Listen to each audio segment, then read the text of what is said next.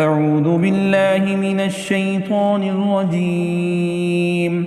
بسم الله الرحمن الرحيم.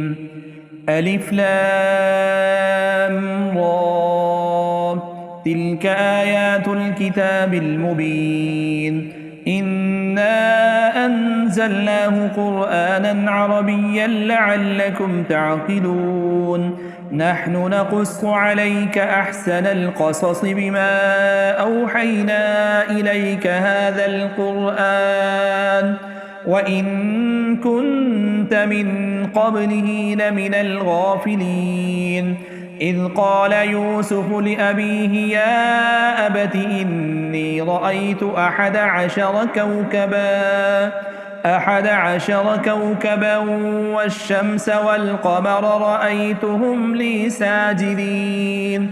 قال يا بني لا تقصص رؤياك على إخوتك فيكيدوا لك كيدا إن الشيطان للإنسان عدو مبين. وكذلك يجتبيك ربك ويعلمك من تأويل الأحاديث ويتم نعمته عليك وعلى آل يعقوب كما أتمها على أبويك من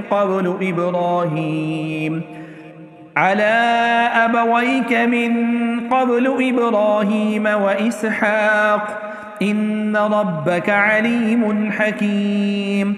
لقد كان في يوسف وإخوته آيات للسائلين إذ قالوا ليوسف وأخوه أحب إلى أبينا منا ونحن عصبة إن أبانا لفي ضلال مبين. اقتلوا يوسف أو اطرحوه أرضا يخل لكم وجه أبيكم وتكونوا من بعده قوما صالحين. قال قائل منهم لا تقتلوا يوسف وألقوه في غيابة الجب يلتقطه بعض السيارة إن كنتم فاعلين. قالوا يا أبانا ما لك لا تأمنا على يوسف وإنا له لناصحون أرسله معنا غدا يرتع ويلعب وإنا له لحافظون. قال إني ليحزنني أن تذهبوا به وأخاف أن يأكله الذئب وأنتم عنه غافلون. قالوا لئن أكله الذئب ونحن عصبة إنا إذا لخاسرون. فلما ذهبوا به وأجمعوا أن يجعلوه في غيابة الجب وأوحينا إليه لتنبئنهم بأمرهم هذا وهم لا يشعرون. وجاءوا أباهم عشاء يبكون. قالوا يا أبانا إنا ذهبنا نستبق وتركنا يوسف عند متاعنا فأكله الذئب وما أنت بمؤمن لنا ولو كنا صادقين. وجاءوا على قميصه بدم كذب قال بل سولت لكم أنفسكم أمرا فصبر جميل والله المستعان على ما تصفون. وجاءت سيارة فأرسلوا واردهم فأدلى دلوه قال يا بشرى هذا غلام وأسروه بضاعة والله عليم بما يعملون. وشروه بثمن بخس دراهم معدودة وكانوا فيه من الزاهدين.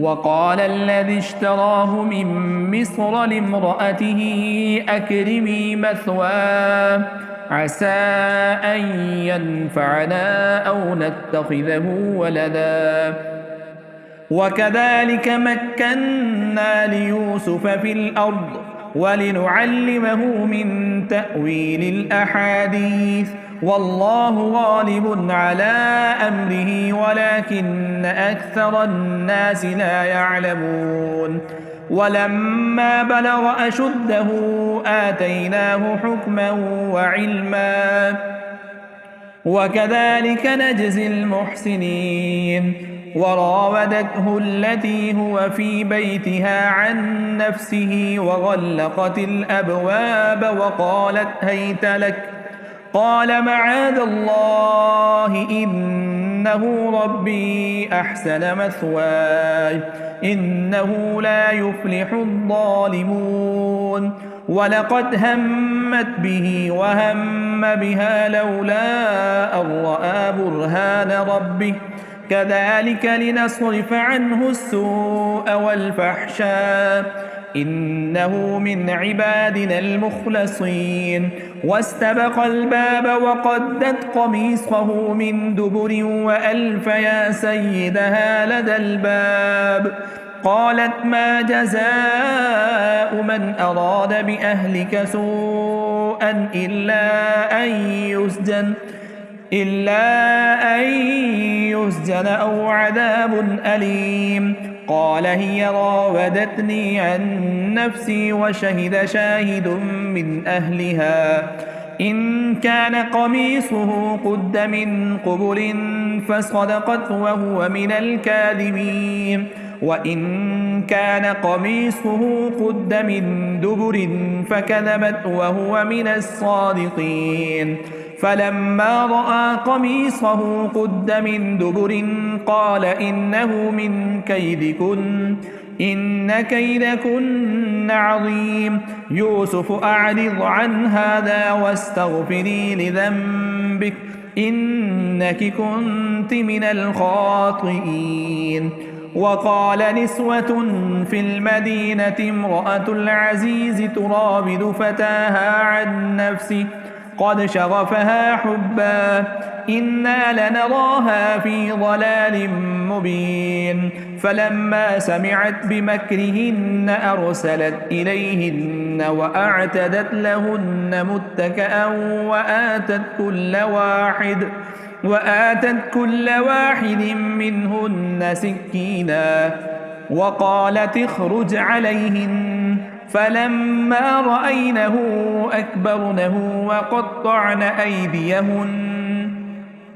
فلما رأينه أكبرنه وقطعن أيديهن وقلن حاش لله ما هذا بشرا إن هذا إلا ملك كريم قالت فذلكن الذي لمتنني فيه ولقد راودته عن نفسه فاستعصم ولئن لم يفعل ما آمره ليسجنن وليكونن من الصاغرين قال رب السجن أحب إلي مما يدعونني إليه وإلا تصرف عني كيدهن أصب إليهن وأكن من الجاهلين فاستجاب له ربه فصرف عنه كيدهن إنه هو السميع العليم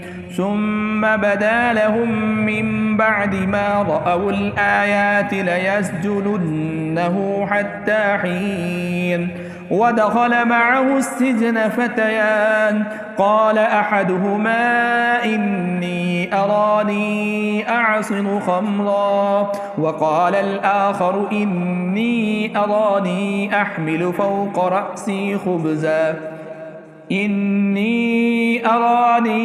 أحمل فوق رأسي خبزا تأكل الطير منه نبئنا بتأويله إنا نراك من المحسنين قال لا يأتيكما طعام ترزقانه إلا نبأتكما بتأويله قبل أن يأتيكما ذلكما مما علمني ربي إني تركت ملة قوم لا يؤمنون بالله وهم بالآخرة هم كافرون واتبعت ملة آبائي إبراهيم وإسحاق ويعقوب ما كان لنا أن نشرك بالله من شيء ذلك من فضل الله علينا وعلى الناس ولكن أكثر الناس لا يشكرون يا صاحبي السجن أأرباب متفرقون خير أم الله الواحد القهار ما تعبدون من دونه إلا أسماء سميتموها أنتم وآباؤكم ما أنزل الله بها من سلطان إن الحكم إلا لله أمر ألا تعبدوا إلا إياه ذلك الدين القيم ولكن أكثر الناس لا يعلمون يا صاحبي السجن أما أحدكما فيسقي ربه خمرا وأما الآخر فيصلب فتأكل الطير من رأسه قضي الأمر الذي فيه تستفتيان وقال للذي ظن أنه ناج منهما اذكرني عند ربك فأنساه الشيطان ذكر ربه فلبث في السجن بضع سنين وقال الملك إني أرى 7 بقرات سمان يأكلهن سبع عجاف و7 سنبلات خضر وأخر يابسات يا أيها الملأ أفتوني في رؤياي إن كنتم للرؤيا تعبرون قالوا أضغاث أحلام وما نحن بتأويل الأحلام بعالمين وقال الذي نجا منهما وادكر بعد أمة أنا أنبئكم بتأويله فأرسلون يوسف أيها الصديق أفتنا في 7 بقرات سمان يأكلهن 7 عجاف و7 سنبلات خضر وأخر يابسات لعلي أرجع إلى الناس لعلهم يعلمون قال تزرعون 7 سنين دأبا فما حصدتم فذروه في سنبله إلا قليلا مما تأكلون ثم يأتي من بعد ذلك 7 شداد يأكل ما قدمتم لهن إلا قليلا مما تحصنون ثم يأتي من بعد ذلك عام فيه يغاث الناس وفيه يعصرون وقال الملك ائتوني به فلما جاءه الرسول قال ارجع إلى ربك فاسأله ما بال النسوة اللاتي قطعن أيديهن إن ربي بكيدهن عليم قال ما خطبكن إذ راوتن يوسف عن نفسه قلن حاش لله ما علمنا عليه من سوء قالت امرأة العزيز الآن حسحس الحق أنا راودته عن نفسه وإنه لمن الصادقين ذلك ليعلم أني لم أخنه بالغيب وأن الله لا يهدي كيد الخائنين وما أبرئ نفسي إن النفس لأمارة بالسوء إلا ما رحم ربي إن ربي غفور رحيم. وقال الملك ائتوني به أستخلصه لنفسي، فلما كلمه قال إنك اليوم لدينا مكين أمين. قال اجعل لي على خزائن الأرض إني حفيظ عليم. وكذلك مكنا ليوسف في الأرض يتبوأ منها حيث يشاء نصيب برحمتنا من نشاء ولا نضيع أجر المحسنين ولأجر الآخرة خير للذين آمنوا وكانوا يتقون. وجاء إخوة يوسف فدخلوا عليه فعرفهم وهم له منكرون. ولما جهزهم بجهازهم قال ائتوني بأخ لكم من أبيكم ألا ترون أني أوفي الكيل وأنا خير المنزلين. فإن لم تأتوني به فلا كيل لكم عندي ولا تقربون. قالوا سنراود عنه أباه وإنا لفاعلون. وقال لفتيانه اجعلوا بضاعتهم في رحالهم لعلهم يعرفونها إذا انقلبوا إلى أهلهم لعلهم يرجعون. فلما رجعوا إلى أبيهم قالوا يا أبانا منع منا الكيل فأرسل معنا أخانا نكتل وإنا له لحافظون. قال هل آمنكم عليه إلا كما أمنتكم على أخيه من قبل فالله خير حافظا وهو أرحم الراحمين. ولما فتحوا متاعهم وجدوا بضاعتهم ردت إليهم قالوا يا أبانا ما نبغي هذه بضاعتنا ردت إلينا ونمير أهلنا ونحفظ أخانا ونزداد كيل بعير ذلك كيل يسير. قال لن أرسله معكم حتى تؤتون موثقا من الله لتأتونني به إلا أن يحاط بكم. فلما آتوه موثقهم قال الله على ما نقول وكيل. وقال يا بني لا تدخلوا من باب واحد وادخلوا من أبواب متفرقة وما أغني عنكم من الله من شيء إن الحكم إلا لله عليه توكلت وعليه فليتوكل المتوكلون. ولما دخلوا من حيث أمرهم أبوهم ما كان يغني عنهم من الله من شيء إلا حاجة في نفس يعقوب قضاها وإنه لذو علم لما علمناه ولكن أكثر الناس لا يعلمون. ولما دخلوا على يوسف آوى إليه أخاه قال إني أنا أخوك فلا تبتئس بما كانوا يعملون.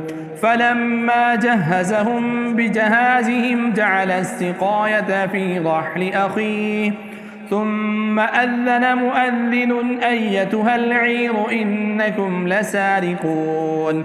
قالوا وأقبلوا عليهم ماذا تفقدون قالوا نفقد صواع الملك ولمن جاء به حمل بعير وأنا به زعيم.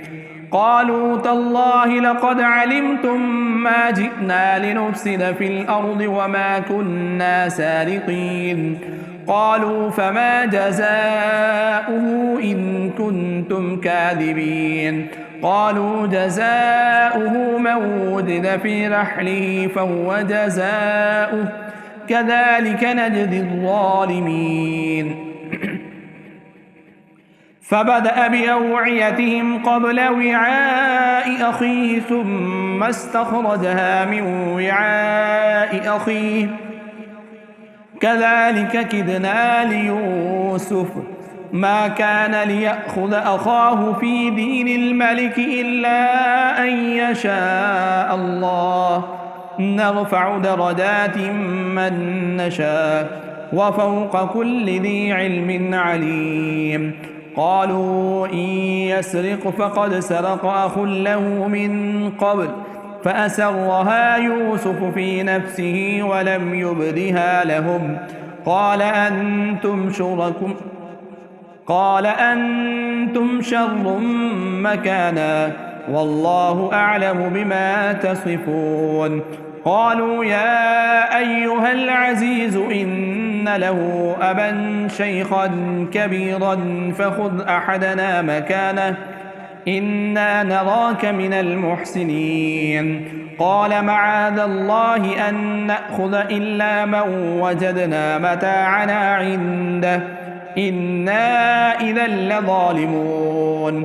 فلما استيئسوا منه خلصوا نجيا قال كبيرهم ألم تعلموا أن أباكم قد أخذ عليكم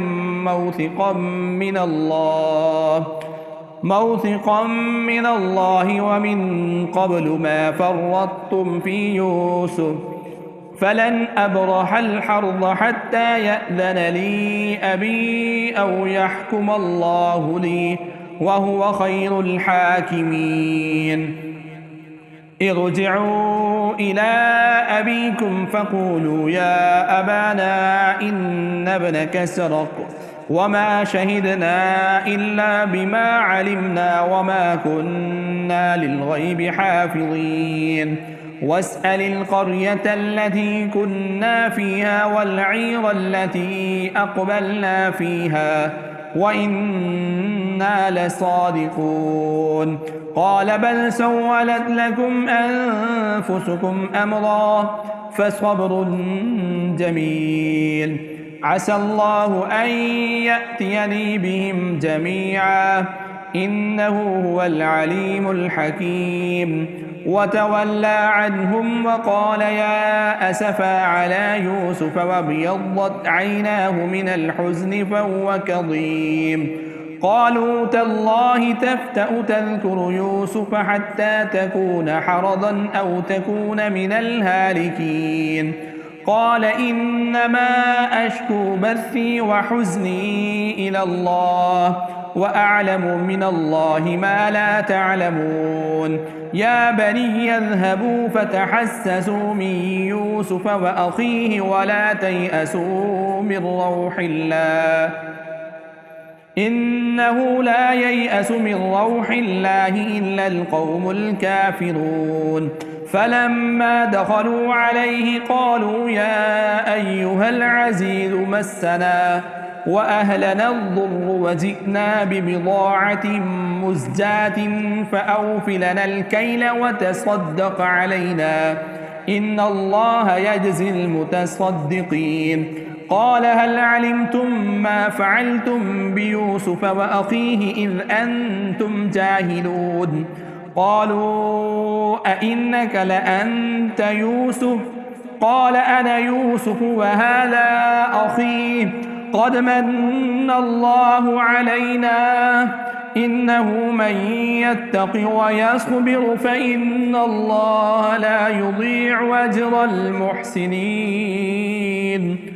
قالوا تالله لقد آثرك الله علينا وإن كنا لخاطئين. قال لا تثريب عليكم اليوم يغفر الله لكم وهو أرحم الراحمين. اذهبوا بقميصي هذا فألقوه على وجه أبي يأت بصيرا وأتوني بأهلكم أجمعين. ولما فصلت العير قال أبوهم إني لأجد ريح يوسف لولا أن تفندون. قالوا تالله إنك لفي ضلالك القديم. فلما أن جاء البشير ألقاه على وجهه فارتد بصيرا قال ألم أقل لكم إني أعلم من الله ما لا تعلمون قالوا يا أبانا استغفر لنا ذنوبنا إنا كنا خاطئين قال سوف أستغفر لكم ربي إنه هو الغفور الرحيم فلما دخلوا على يوسف آوى إليه أبويه وقال ادخلوا مصر إن شاء الله آمنين ورفع أبويه على العرش وخروا له سجدا وقال يا أبت هذا تأويل رؤياي من قبل قد جعلها ربي حقا وقد أحسن بي إذ أخرجني من السجن وجاء بكم من البدو من بعد أن نزغ الشيطان بيني وبين إخوتي إن ربي لطيف لما يشاء إنه هو العليم الحكيم رب قد آتيتني من الملك وعلمتني من تأويل الأحاديث فاتر السماوات والأرض أنت وليي في الدنيا والآخرة توفني مسلما وألحقني بالصالحين ذلك من أنباء الغيب نوحيه إليك وما كنت لديهم إذ أجمعوا أمرهم وهم يمكرون وما أكثر الناس ولو حرصت بمؤمنين وما تسألهم عليه من أجر إن هو إلا ذكر للعالمين وكأي من آية في السماوات والأرض يمرون عليها وهم عنها معرضون وما يؤمن أكثرهم بالله إلا وهم مشركون أفأمنوا أن تأتيهم غاشية من عذاب الله أو تأتيهم الساعة بغتة وهم لا يشعرون قل هذه سبيلي أدعو إلى الله على بصيرة أنا ومن اتبعني وسبحان الله وما أنا من المشركين وما أرسلنا من قبلك إلا رجالا نوحي إليهم من أهل القرى أفلم يسيروا في الأرض فينظروا كيف كان عاقبة الذين من قبلهم ولدار الآخرة خير للذين اتقوا أفلا تعقلون حتى إذا استيأس الرسل وظنوا أنهم قد كذبوا جاءهم نصرنا فنجي من نشاء ولا يرد بأسنا عن القوم المجرمين لقد كان في قصصهم عبرة لأولي الألباب ما كان حديثا يفترى ولكن تصديق الذي بين يديه وتفصيل كل شيء وهدى ورحمة لقوم يؤمنون